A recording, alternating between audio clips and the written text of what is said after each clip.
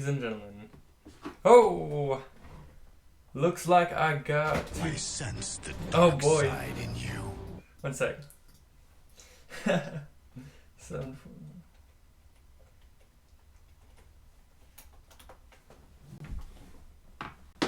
Alright. So today I'm gonna be streaming again. It's been a while. Cool. Yeah, so I'm finally done school. So cool. So I'm gonna be basically making some dubstep sounds and stuff like that. I was just working on something interesting, using audio samples and such. So I'll just play that real quick. We'll see. Also, I just want to hear the audio real quick. See if it works. Samples and such. So I'll just play that real quick. Alright, so audio's not too bad. I'm using my computer's audio this time. So anyways, let's see.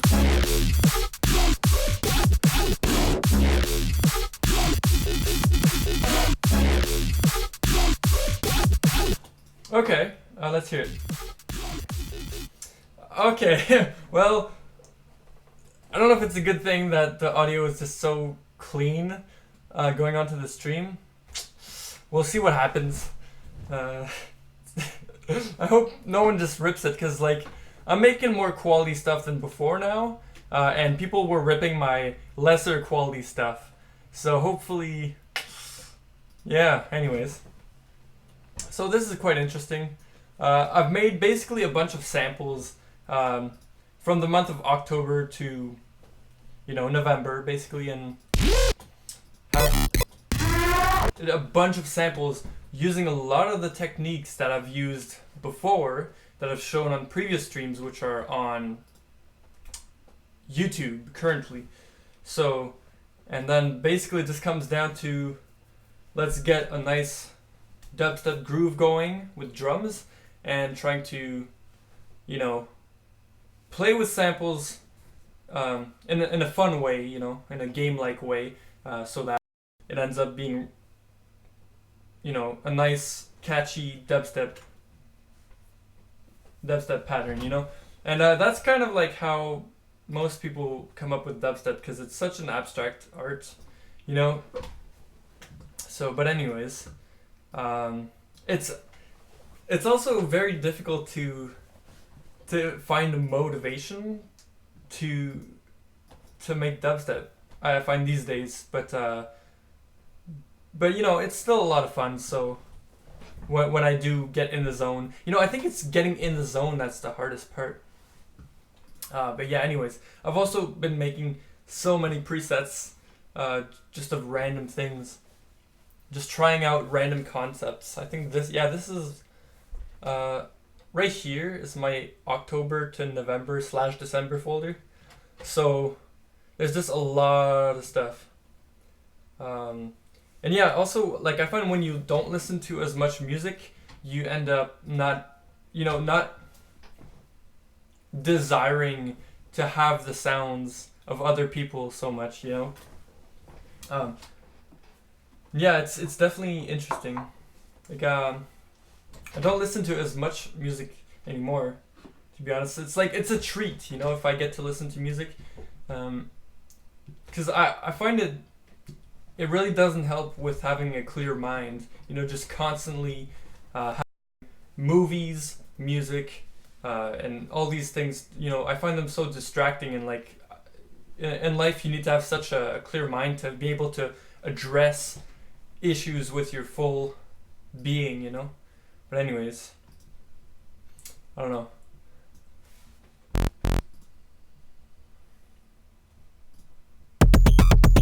Yeah, so I've been coming up with like little concepts like that. Occasionally, I'll make a full, like, super complicated preset and then they'll just crash, because Serum and my system right now are not, the best for that. Yeah, I always love making concepts like that. And I find one of the most important things right now is just bouncing the stuff down. For example, that, like, I have different samples. They're already processed with these huge chains, which I've covered some of them. I have a new chain as well. They're not like one-trick ponies. Like they don't work on every sound, but they serve their purpose for sure. Hyping up the original raw sound, bringing out like really weird but cool features, like, oh, for example, this, there's a whole layer of detail that would never have come up without the OTTs, without the compression and EQing and all that stuff. Anyways, you guys know what I'm talking about. Mario, a elephant, and also yes, something like this, which, okay, let's take a sound like this. Okay, I would hear this in a song and I'd go like, I have no idea how to do this, first of all, but with the first thing I might have thought as a beginner, intermediate, let's say, something maybe growly, maybe saws, and maybe a comb. But what this is, what this actually is a wavetable, one of my customs from the past where I just imported growl sounds. I'm not huge on that, like I find it quite boring to just import samples, but they did come up extremely useful. So it was a dirtier one, I'd say, and I don't think there was any morphing onto this one, which is what made it special as well. So I would import a sound and it would just skip to the next frame without any transition. So something like that. And then FM basically is what's on there, with maybe a sync too. Anyways, something like that. So it's like, it was not made using the way that you would think, originally. Hey, what's up, Rizo? Hey, beautiful, thank you. Appreciate it. What's going on? How you doing? Twitch Prime. This is way dirtier than than I expected. But yes, I'm pretty sure the movement was something like this. In fact, I can actually go back and get this sound, get the project file and get the exact preset, just because when I export something, I save the project file too. So in this case, the screech, Dubstep's screech, is gonna be Dubstep's probably. Yeah, it's probably in one of my sound design folders. Sometimes I don't always put it. Yeah, maybe if I search for screech, elephant screech. Yeah, anyways, don't have the best system for that, I'd say. Doing wonderful, that's great. Are you still making music? Rizo.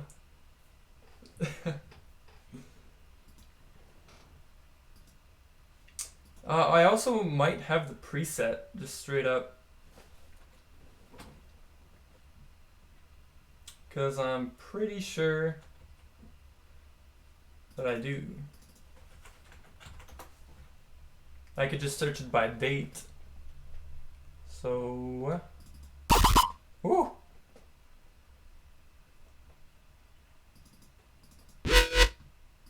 Yeah, there's some really old presets in here. What the heck is that? This is a Vulper. It actually sounds pretty cool, to be honest. I never go back and see my old presets, which is super limiting, to be honest.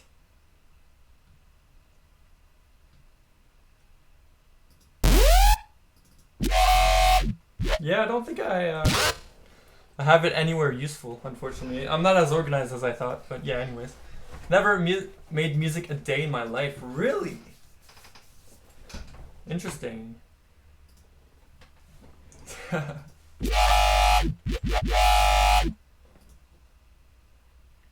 Yes, yes. But yeah, it's so interesting going back and seeing, you know, how I would have made sounds. I find one of the ways to get inspired is to go back into old presets and kind of tweak it and make something even more complex, and kind of like collaborating with yourself from the past, but just it's a whole other level, you know.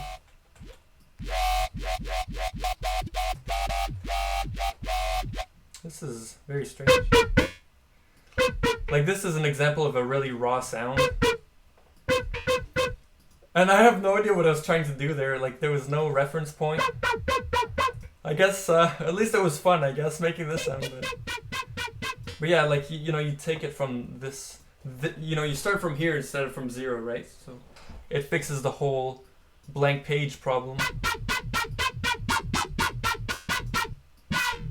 And then you have a getter kind of sound right there.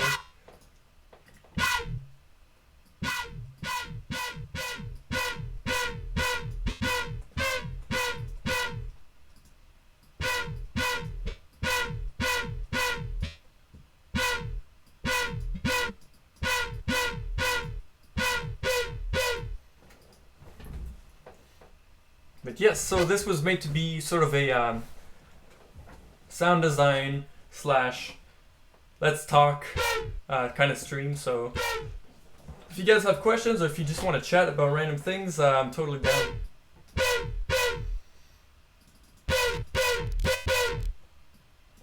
I just figured there's not a lot of people streaming making dubstep sounds or anything like that. I mean, it is very abstract, you know? Like, there's few people that take sound design like very seriously, so I'd say it's my number one interest in dubstep in general. More so than making songs and stuff like that.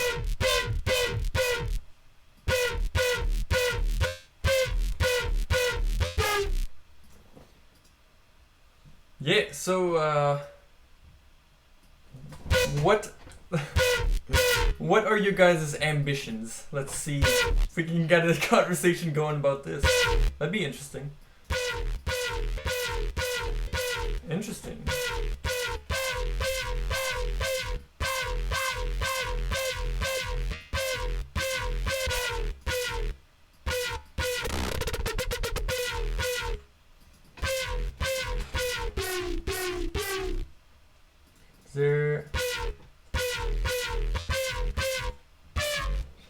This sounds like something that could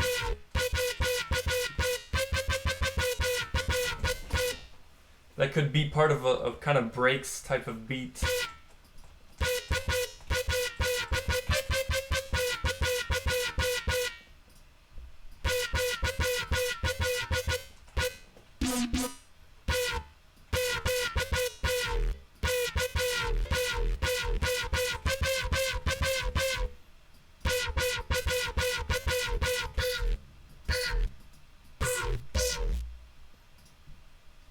Hello!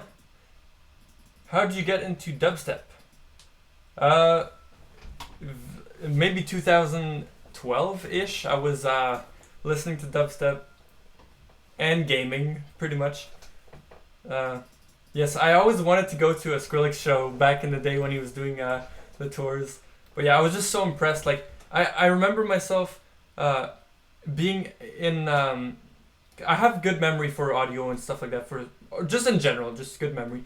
So I remember being in day camp and being like, just playing back the song Kill Everyone by Skrillex. I know, horrible title, but just playing it back in my head and going like, how the hell would someone, like, how do you make those sequences? Because like, it's not like you can just perform sounds like that, right? It's crazy. So yeah, it's basically, now I know, it's basically, you know, for the saw waves that go like doo doo doo, it's like resample and then find little bits by some chance, you know, through trial and error and lots of work, and then you just end up putting it together in just the right sequence so that it's interesting, sounds awesome, and like, you know what I mean. No, well, Kill Everybody, the name sounds horrible. The song is great. Like, I love it.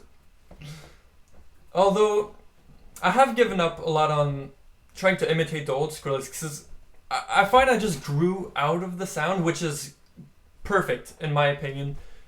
Because I see sound designers still trying to recreate the old sounds. And I'm like, dude, like, we are, like, 7 years later, you know? Like, you really need to, you know, I don't know. You need to grow out of it, because you... Like, it's like people who still make 1980s music, you know? It's like, I have a professor who still makes 80s music, and I'm like, dude, like, music has changed a little bit, you know? But to each their own, you know, if that's what they like, that's what they like to do. It's all good. What's up, Stairs-O? Welcome to the stream. Everyone, thanks for being here, guys. Appreciate it. Missed the Skrillex time. Feels bad, man. Yeah. Pepe. Yeah, that's a Pepe.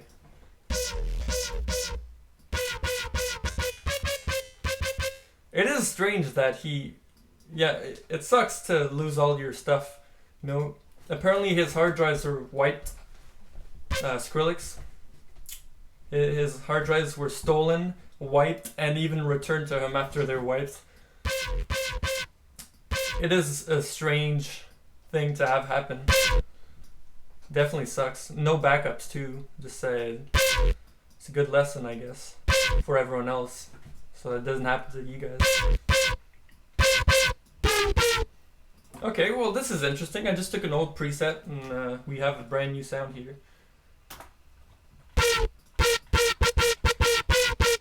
And okay, let's maybe... I'll try a few different chains. You guys will see, like... Okay.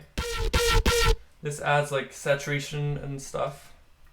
I have two favorites. Yeah, those were my two favorites. Maybe... Yeah. I noticed that some of these chains like give it a character, and then it's not for everyone. Sometimes it boosts the high end, but if you listen to old dubstep, or any dubstep really, you'll notice you need to have some sort of character, you know? Like just having a flat, perfect chain is boring, you know? It's like, I don't know if you guys have experience with recording with microphones, but I've obsessed over this for a while, and I was like, well, wouldn't you want a flat frequency response? So this is like nerdy stuff, but some microphones will have an EQ peak because of the way it was engineered and the metals they use and all sorts of stuff. And the thing is, if you had a flat, no EQ, no boost of any kind, it would just be boring. Like there'd be no character to it, and same goes with effect chains and stuff like that. There are people who make backup and people who will make backup. Speaking of, it's time to backup. Who cares about backups? Yeah, well, you'll care about backups when you lose your stuff. Yeah. So bade. What's that? By the way, you can explain saturation. I still don't know what it actually does. Okay, here. I can explain this, no problem. I have two snares, okay, that I worked on the other day. And this applies to basses too, so don't worry. I'm going somewhere with this. This is a snare without saturation. And this is a snare with saturation. Okay, it is louder. And all of that. And one of the other things I might have done is EQ before the saturation, but it just, look, it makes it dirtier and it colors it a bit. That's what it does. So that's all you need to know, really. And how much you want it to be dirtier is up to you. I can maybe volume match it or whatever.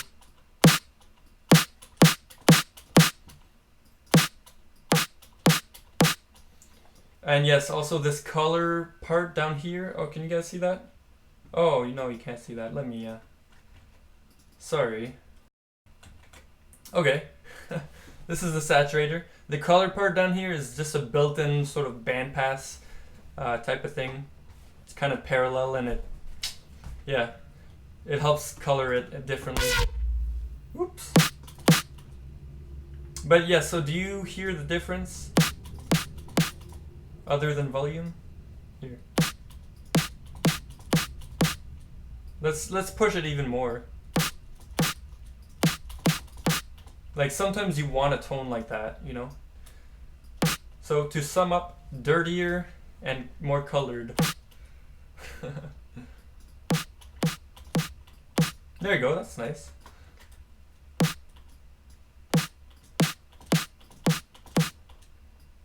That's the whole point.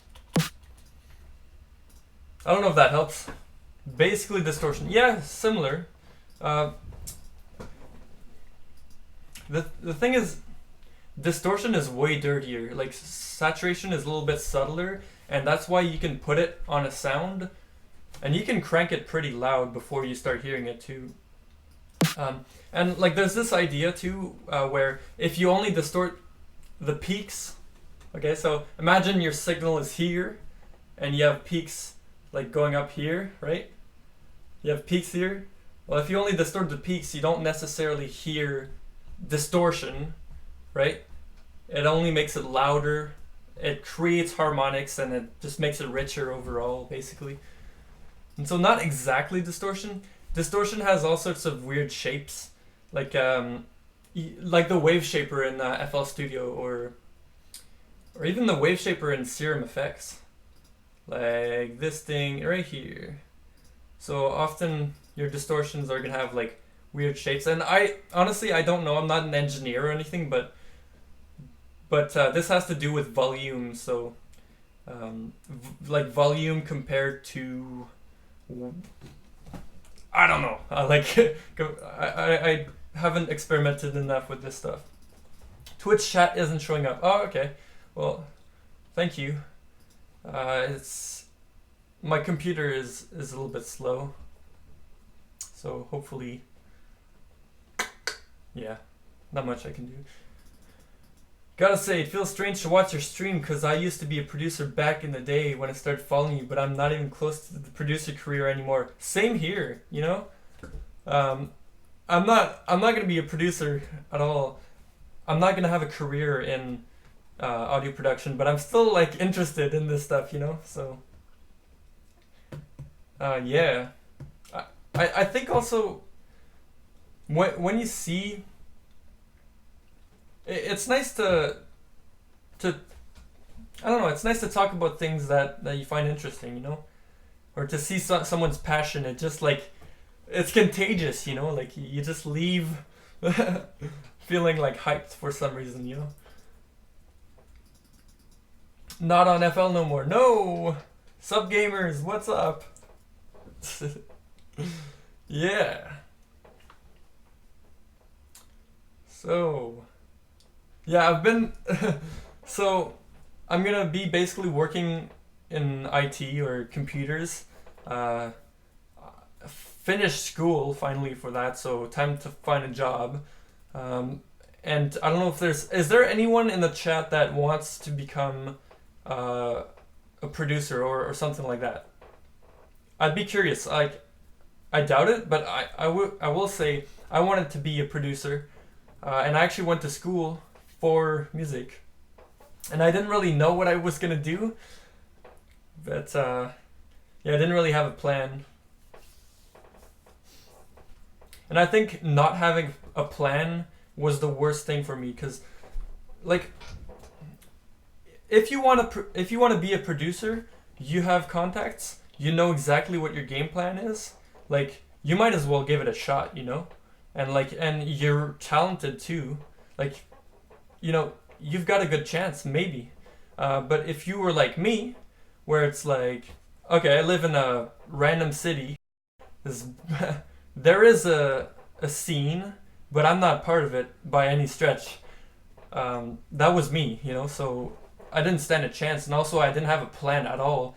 I just like the music part. And if you know anything about business, you know you can't just focus on, you know, on the thing you love. You can't focus on your passion because business is about making money, you know? And I didn't quite get that back in the day. And I didn't take it seriously either, so wasn't good.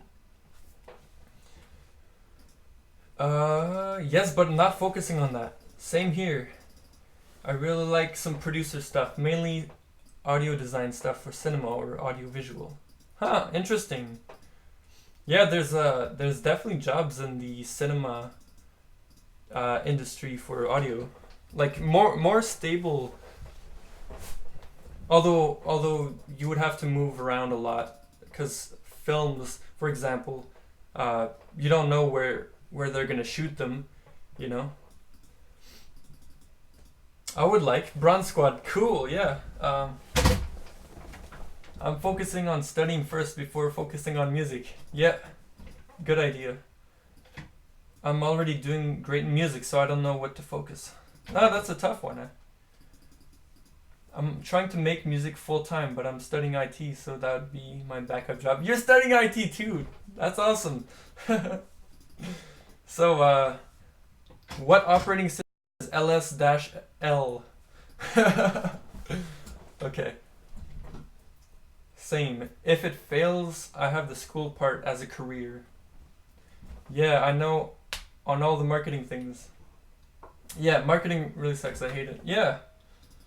It's a big part. Like even your social media, you can't just post what you really want to post because that's boring. Like if you know, so you have to think. Okay, what does my audience? What would get the most likes? Um, what do people want to hear? Because you know, if you say the truth, people might not want to hear that. So you know, you gotta say what people want to hear so that you get the best reaction. That's social media in a nutshell. So that's a whole other part of being a producer or having a company or anything like that, right?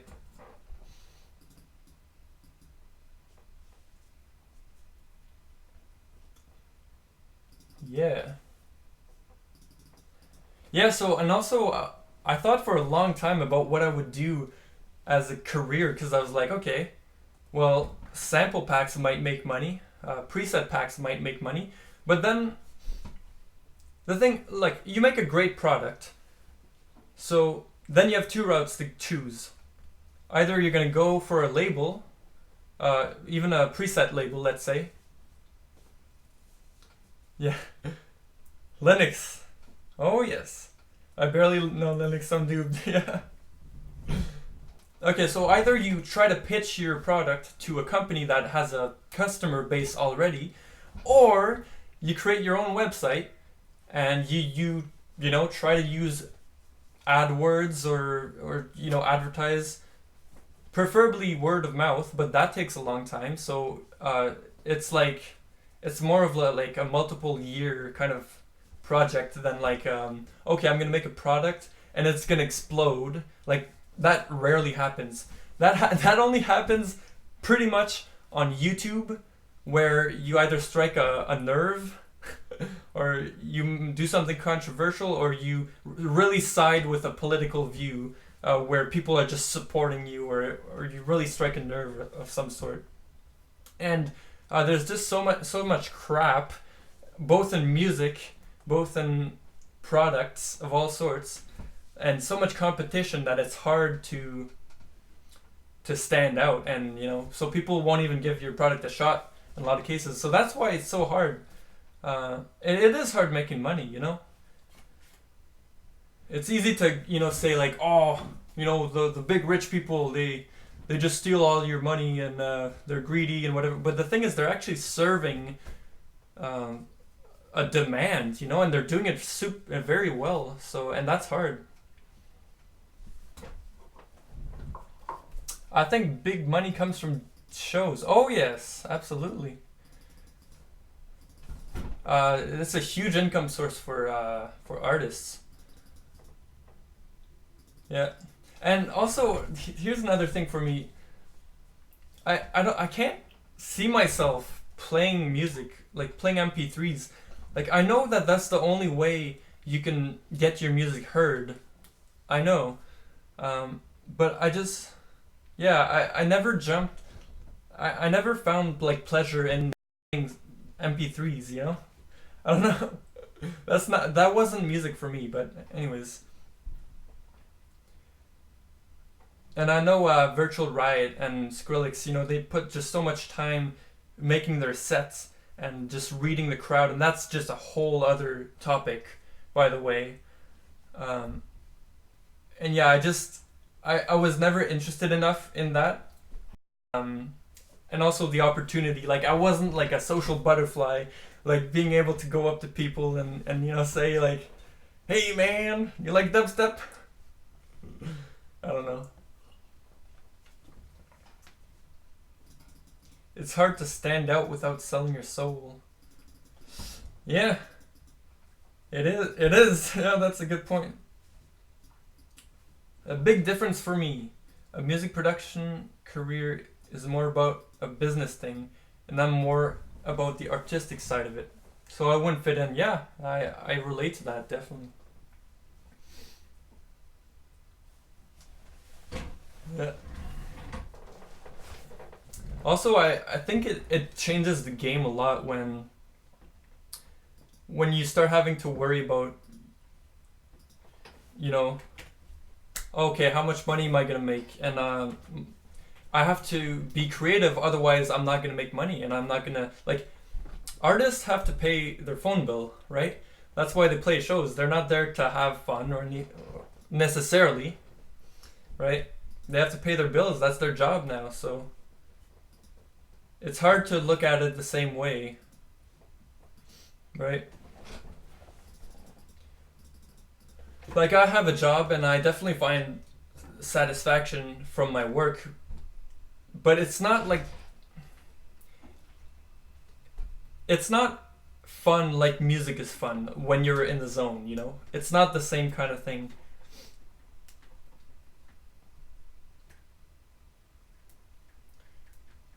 That's what I'm trying to do.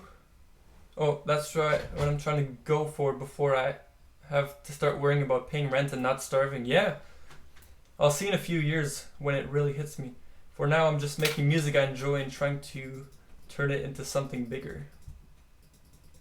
Yeah, absolutely. Oh yeah, and for those who make music in the chat, like you've probably experienced how difficult it is to make your own sound because it's not obvious. Like at the beginning when you start making music, you sound like everybody else. You know, you sound like the stuff on Audio Jungle. You sound, um, you know, like everybody sounds the same, and then the more weird you get, and you know, the more you sort of create an identity and like this is my workflow, this is what I'm gonna do. The more you kind of get a unique sound, and it's easy to box yourself into a sound as well, where you can't get out of it, and without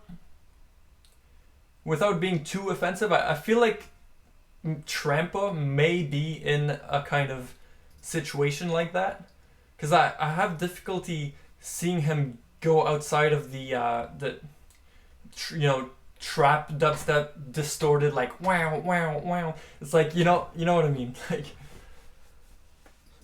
um,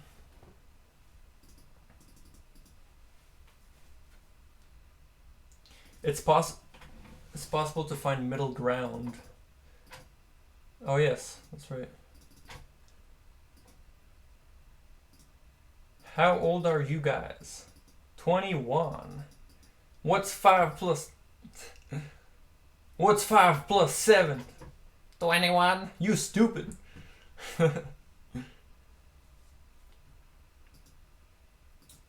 Oh, you still have some time to try. Yes, yes. Yeah. Also, one thing I should tell about myself. Um, I'm not always super consistent. Like even with my own goals. So, uh, I don't know. It's hard, like, for me to, unless I have like a boss that tells me like, okay, here's what you need to do by this date. If it was just up to me, I would just like sleep all day, and then you'd be like, oh well, crap, I didn't do what I was supposed to do. So I need like a little bit of accountability and a push. I remember the I'm 19 in your Q&A years ago. Ah, we grew up so fast. Yeah. Yeah, definitely.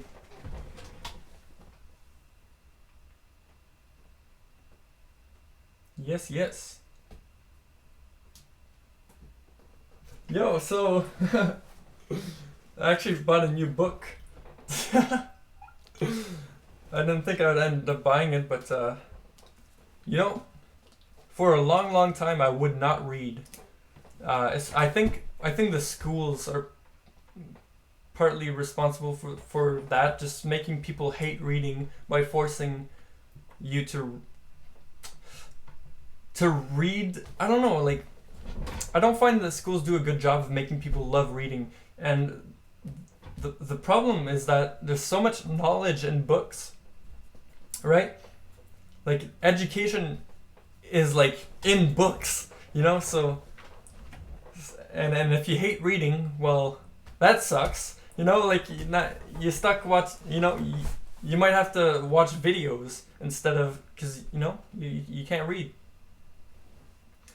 And so for a long time I started watching videos of people articulating good points, like Jordan Peterson, for example, and just naturally I'm able to read and like consume it the same way I would a video, but that content isn't available as a video.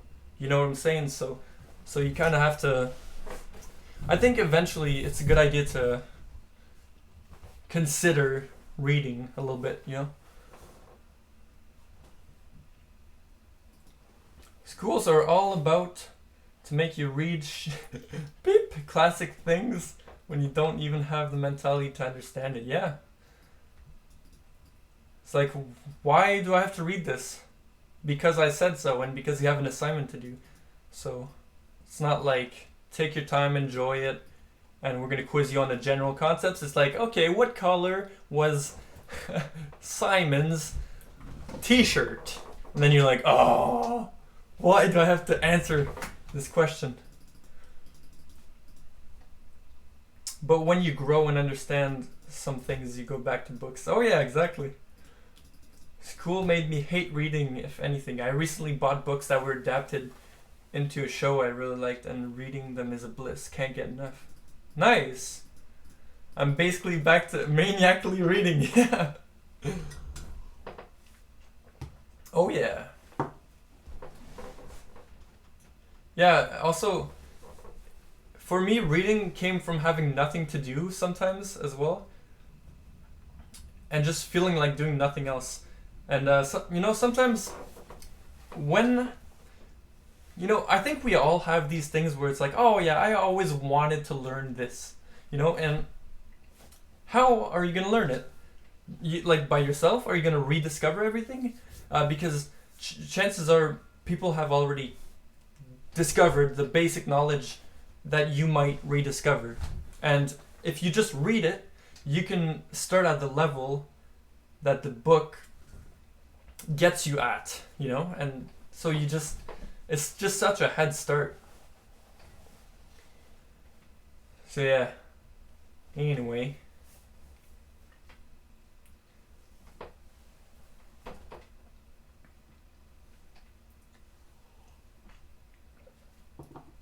All right, for you studiers in the chat, what are you guys studying? What are you or reading, for that matter? What are you guys? The first book I bought myself had 350 pages, and I read it so fast because I was interested in it. Interesting. 350 pages. Yeah, I never thought I would read a book that long. Like, in my life, you know. Yeah, so this one here that I bought has 400 pages, but that counts a lot of the references. So let's see. Okay, yeah, this one has about 365. It's actually pretty big. Like, this is not a short book. Like, look at this.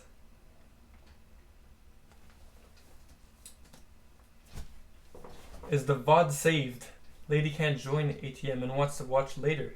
Yeah, of course. Yeah, it'll be saved. It'll be accessible at a later time. Studying design, advertising, marketing. Interesting. Wow, that is an interesting field. I don't know how to say it properly in English. Yeah, that was good.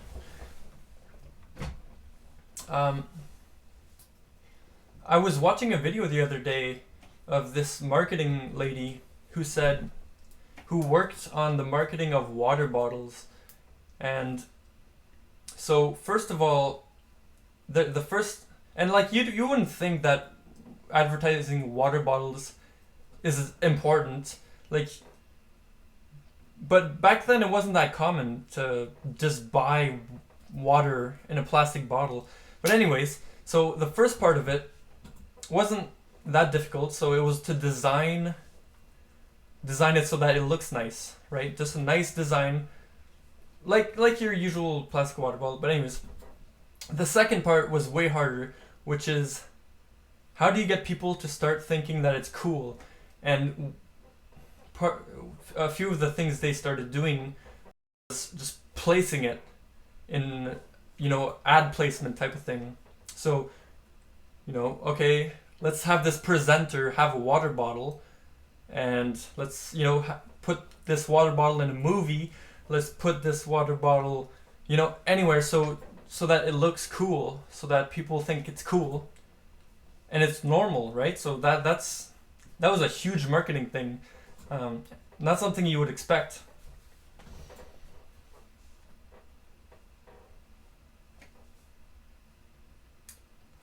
I must say a lot. I need to stop saying Talking about water bottles and marketing makes me think of the Smiths family. Oh, I'm not aware of the Smiths family.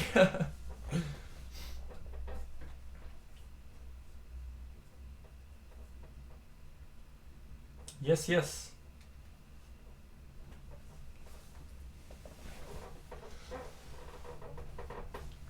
But yes, also a musician that I really got obsessed over in the last year was Eric Church.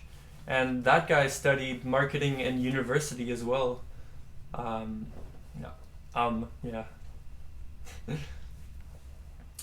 Very interesting. So Eric Church's manager was in part a photographer as well. So would take just really nice pictures, and visuals affect you a lot. That's why there's advertisements on the bus, on the street, on TV, right? What your audio and visual input, that's why ads exist. It actually does affect you. So that's why they work,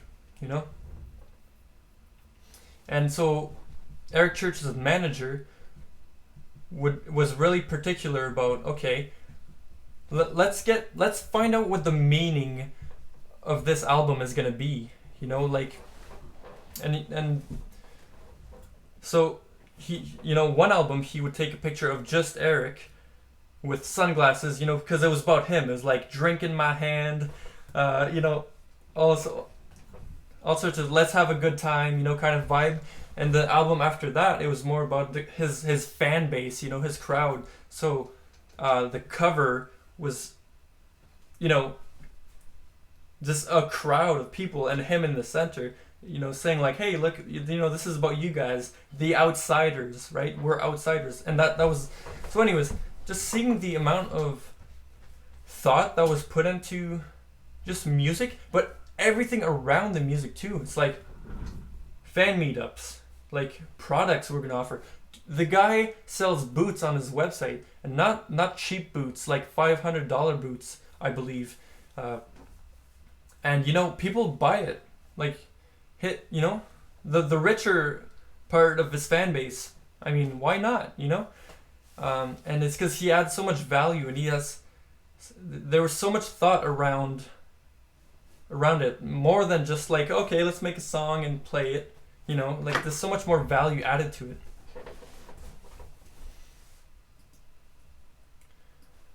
Talking about water bottles and marketing. Oh no, sorry. Will Smith and the company of water. They have just water. Yeah. Yeah, there's also boxed water, which I wouldn't buy it. I've met people who've bought it, and apparently it's like their selling point is that it's more environment friendly, but when you look into the details, it's not as dandy as it sounds, But anyways.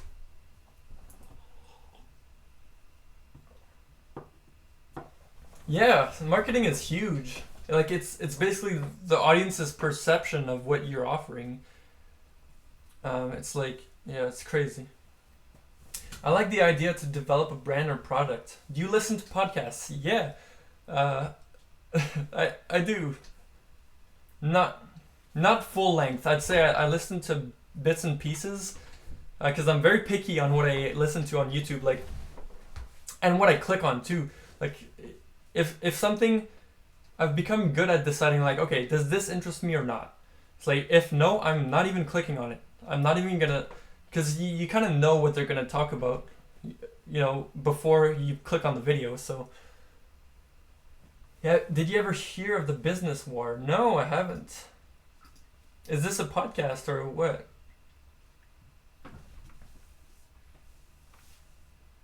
Oh yes, here's another example of marketing, and which Fisher Fox, you've probably heard of this.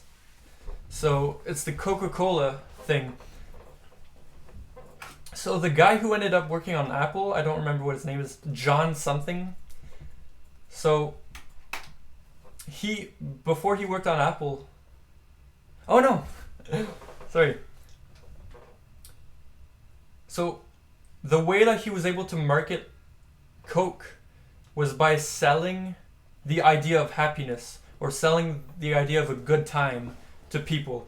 So, you don't say like, oh, here's a nice Coke, it tastes good. Like, that's not their selling point. Their selling point is, if you have a Coke, you're gonna have a good time.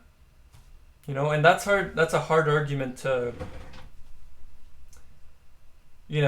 counter when it's presented like that, especially for someone who's like not thinking of everything consciously. Like you just see the ad, and then you just associate happiness with Coke, and then that's it. Like, sold. Like, you're not gonna think of that in great detail. Well, most people anyways, I would think. So yeah, happiness, you're right. It's an interesting one that talks about big companies fights like Nike and Adidas, or McDonald's and Burger King, and tells us the history of these fights and has a lot of marketing things on it. Interesting. If you pay attention to Coke ads, they don't even talk about their product anymore. Yeah, I know. They're just there's people holding it, but they're not like saying like, drink this. They might say drink happiness or something like that. I don't know. There was the whole like memes campaign, which was probably successful. Like, it's genius. Because if I haven't seen a Coke with my name, but if I did get one, I'd be so happy. Like, it would be crazy. I think I would maybe even keep the bottle. just for life, you know. Just anyways. Had a marketing class this semester. Yeah, most of the stuff I learned about marketing is YouTube, you know, because yeah, same with just psychology and stuff like that. Made me understand a lot of the market and companies. Yeah. For the music producers in the chat, do you guys think about marketing a lot?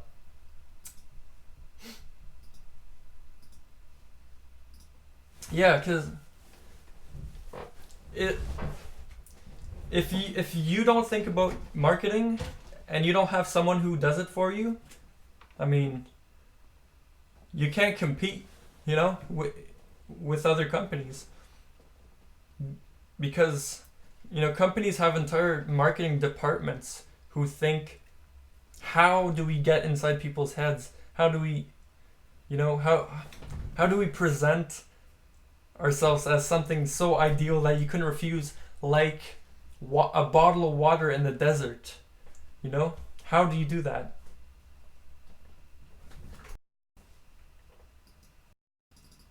I have actually, but it's too much money to invest for me. I'm trying to build a branding, but it's costly and it's going to take a while. Yeah, I do disagree as well, like Fisher. Um, so marketing isn't just like write an ad and then spend $5,000. Like, I'm sure that would fail. Like marketing, yes. Like I think Fisher is better. Would be better at explaining this, but you can do so much free stuff, and I mean, this touches on one of the core things about business, which is your audience is people, your customers are people. So, you know, if you can't convince your neighbor, or if you can't, yeah, convince your neighbor, like, you won't be able to convince the world. So, and if you want to eventually touch the world, let's say, then you have to start with your neighbor, you know, because the best growth is word of mouth, and it just spreads like exponentially, like you wouldn't imagine. And so that's why, if you look this up, I'm sure you can find plenty of evidence for this, but word of mouth works way better than advertising. And in fact, if I was running a business, I would rather not advertise and only do word of mouth, because when you advertise, you get all the complainers, you get all the you know, the people you might not want as customers. So all the people who might take advantage of your 100% guarantee, no refund guarantee, etc. Like, just takers. But with word of mouth, it's more like, hey man, I had a great experience working with this guy. Like, you should absolutely work with him, because I know, like, you need to do this thing, and this guy is really good at doing this thing that you need. So, man, that testimony like that is just so much better than seeing an ad like, hey, 5% off of this service. You're like, yeah, you know. I barely watch ads anymore. It's just, I'm so conscious of the effect. So I just, like, I'll mute the ad. I'll do everything I can to not consume it, because I don't know. I find them a bit intense.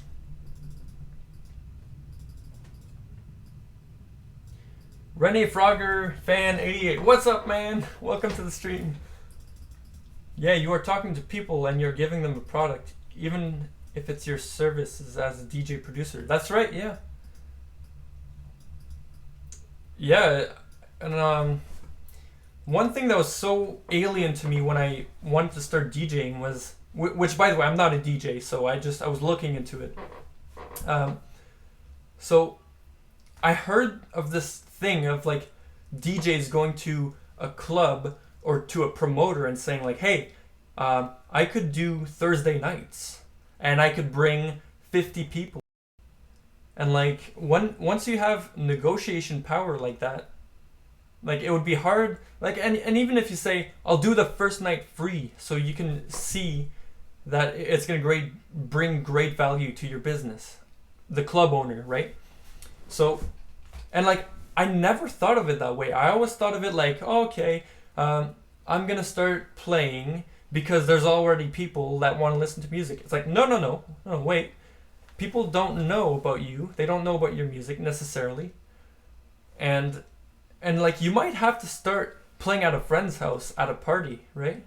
So it's not like there's just magically an audience that's gonna want your product from you. Like who are you? That's the first thing. Like you don't buy stuff from people you don't know. So anyways, yeah. How's it going, everyone? Pretty good. How about you, Renee? Renee Frogger Fan 88. I like your name. It's varied. So you have to make them believe you're the best at it. Yeah, exactly.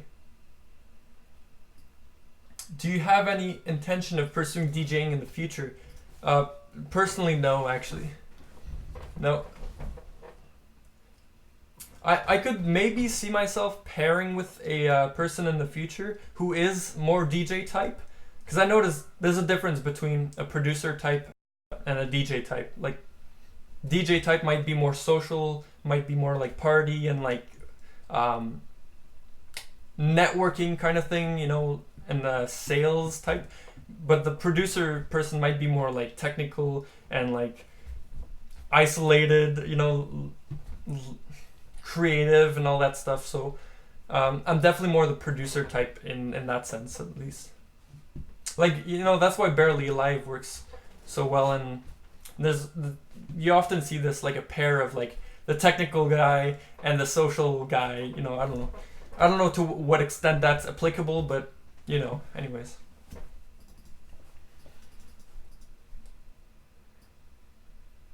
And that made me go in the wrong way with the music career. Really, I didn't have a ton of knowledge on the business thing, and I was making music for passion. So I failed on so many levels and not developing the business part. Yeah, same here.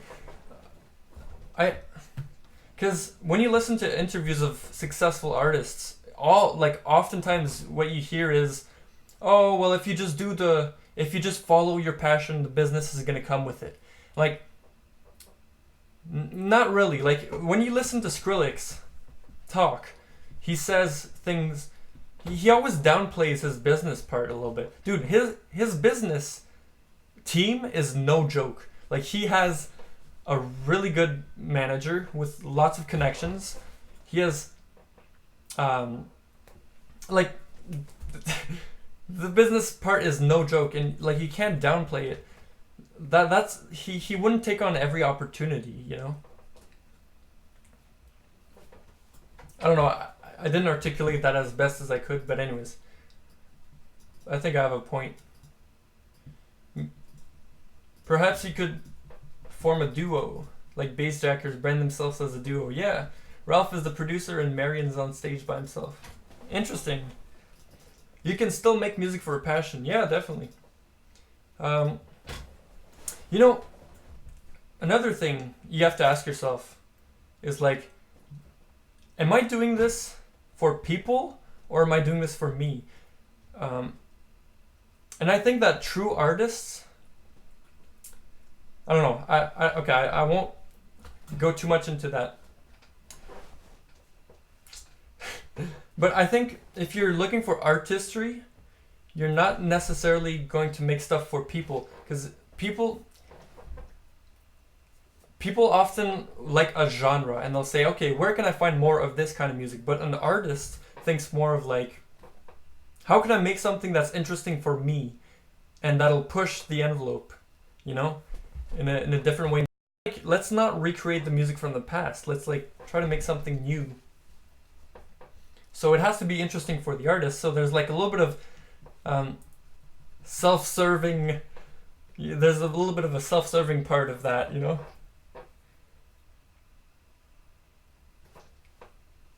You don't have to turn into job or anything. Yeah. But then the thing with that for me was like when I was younger, it was like, okay, well, if it's not going to be a job, then why would I do it? You know? But then I realized, like, it's so fun, you know? Like, it can be so fun. And if I'm just going to quit it because it can't be my job, it's like, well, I just gave up on my dream right there. You know, that's not good. So there is a way to not give up on your dream and still do the right thing, which is to get a job, you know? Not for everyone, of course. Like, there's a small minority of people who will succeed at pursuing music. But for most people, I mean, it's just not possible. If you look at the amount of artists versus the amount of people in the world, it's a single-digit percent probably.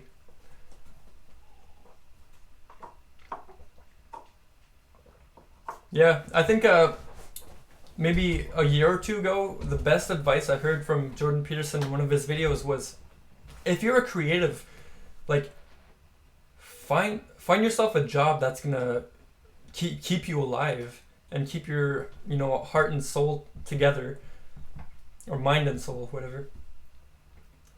And, you know, pursue your music on the side, and, you know, maybe you can build something on this, but otherwise you're gonna starve. You know, and it's such a good point. Like, that, I was kind of headed towards something like that, and I think that night I was not too happy about hearing that, but it definitely threw me in a better direction, I would say. Yes. Alright, I haven't even made any music in this stream. Okay, I think I'm gonna play this thing again because most people weren't here when I played this thing. This was from earlier, before the stream. I made this using samples and stuff like that, so might as well, you know. See, you guys will see where I'm at, sort of in, yeah, whatever. Oh. What is going on here?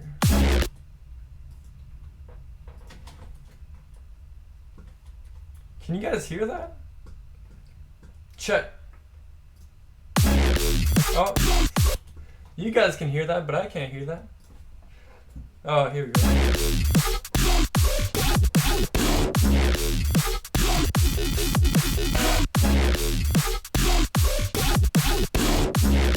There you go.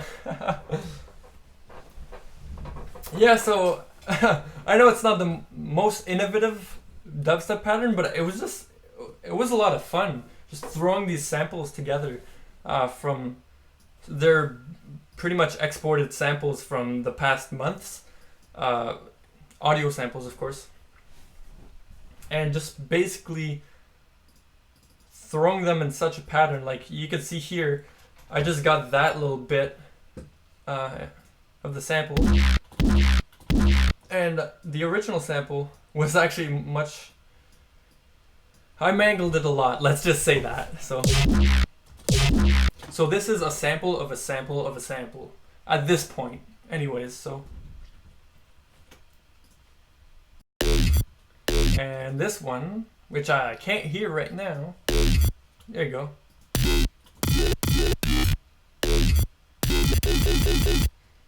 And yeah, so they're just bits and pieces of samples, you know. They're reversed, they're mangled and all that stuff. So can you show how you made the sound after the snare? Let's see. Oh yeah, sure. This one is, it's a layer, so it's actually more complicated than it looks. So there's this layer, and then there's this layer. I do this a lot, like just layering just to see what happens off. Sometimes it ends up not being so nice, but sometimes it makes a nice layer like this. So, and of course it's pitched so that it fits right. Maybe I can go get that sound, but as you can see, like this whole sound here, where the sample was extracted, is processed again, and it was processed multiple times. I'll tell you the source though. It's pretty much a square. This is a tough one. I'll start with the metallic yar sound.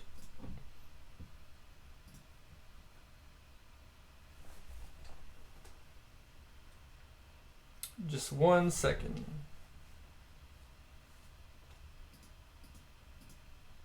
I know there's so many project files with different things. Yee! I don't know if I'll be able to find it.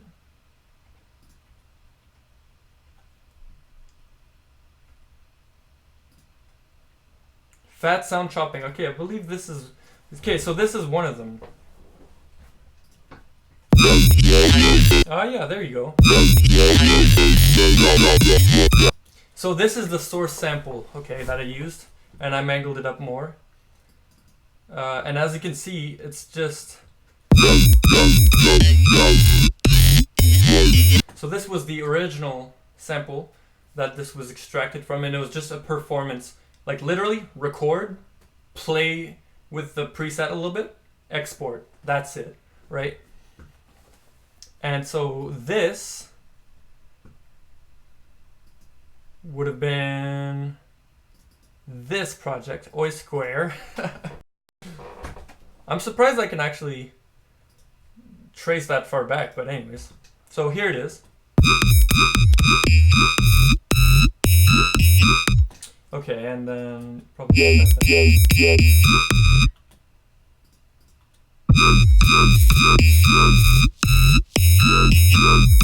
oh yeah, this needs to be on.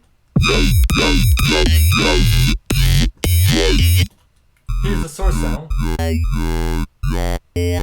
So literally this sound is a square wave low pass, which I'm playing real time with the low pass, right? Record. I'm recording the automation of the low pass cutoff, and I have a little sample and hold. So I was just having a little bit of fun playing notes and playing with the cutoff. So multi-factor, you know, performance, I guess you could say. And then the processing they were pre-made chains, I would assume, for the most part. Although it's also possible that I crafted them on the spot. Like, I have a few OTTs. This looks like there's two chains. The first one is distortion and OTTs mostly. Okay, and after that I wanted to hype it even more by adding the growl crunch, which you can Google this. Oh yeah, it does a whole lot. So you can look up the growl crunch idea, but the basics of it is that you have either a low pass or a band pass, shove a frequency shifter and shove an OTT after, and then you just play with the cutoff. Then you get this, you know, more vowely, high-pitched Skrillex growl crunch kind of thing. So yeah, that's one of the sounds. But yeah, the purpose of me showing all this is mostly just so you get an idea of maybe how messy it gets, but also just the process that I use to do this kind of stuff.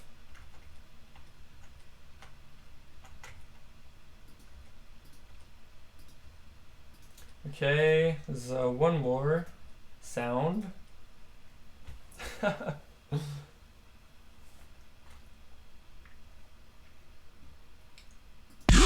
So is this one here, metallic yar.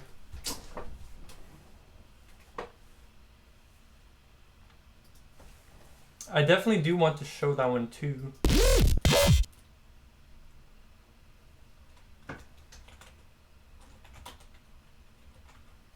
Oh, here it is. Got it. I don't always have it. Okay, so as you can see, that is the sound right there. I still have the preset and everything.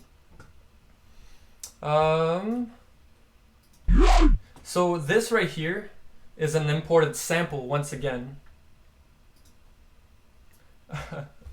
This is messy, but okay. So I took the elephant sound So probably this one. I drag it in at any of these really. It's probably the pitch track, pitch follow right there. And I basically shove an LFO on there. And what makes this sound so unique is that there's no morphing for the most part, I'd say. Yeah, there's no morphing. So there's 18 frames and it just cuts through. And if you do morph, you'll get a different sound. It won't be as like cutty, you know? Then there's a high pass, a peak, a little bit of processing. The distortion here just mixes in with the one LFO. This second LFO is doing a pitch down, and then there's another filter here. Clean it up a little bit. This could be a whole other sound without the filter, but yeah. And then the post-processing, there's an OTT inside. But yeah, I'll expand it. There's a few gates to get rid of the excess, you know, the excess artifacts and stuff like that. Limiter. So let's go in here for serum effects. The dimension expander added a little bit of stereo. It's always ear candy. It's always nice. Compressor. Doing a little bit here. Got another compressor here. It's just smashing the sound together to get a sausage, and you know that brings up other details and artifacts as well. So this was a pre-made chain though. It's a good thing to note. This is mostly a multi-band compressor, but there is some saturation with the sensitivity knob. And there's an EQ for the different bands. A little bit of distortion. This, you know, you hear the color that comes out of that. 2 OTTs. This one is at 62. And the last compressor on there. But mostly the processing, you could break it down to compression, a little bit of distortion, and multi-band compression. Like, you might get a similar effect by shoving 3 OTTs. Let's see. Yeah, this is pretty similar, although the pre-made chain was just really tailored to, you know, emphasize a sound like that. So yeah, those are those 2 layers. Once that was exported, it was just a matter of like, okay, this is a cool sample and it might fit with the rest of these samples. So yeah, you know how that goes, all the rest of that. All right. I haven't talked about production in such a long time, so maybe that's why I'm so stuttery. Like, I wish it was more fluent, you know, when I talk about this stuff. But I'm just like, you know. Just kind of. Anyways. Well, I'd say that was a fun stream, and I look forward to doing it again in the future. I can't say that I'll stream every day like I did when I was like 5 years ago, you know. When I was 15, had no responsibilities, and you know. But be nice to stream even once a month. Like, honestly, if I could get in a chat with you guys and live stream, show you guys some new tracks, some new sounds, techniques, etc. That'd be cool. So yeah, it was nice seeing you guys. Hopefully there was some value in the stream, and yeah, I'll see you guys in the next one. Alright, take care guys.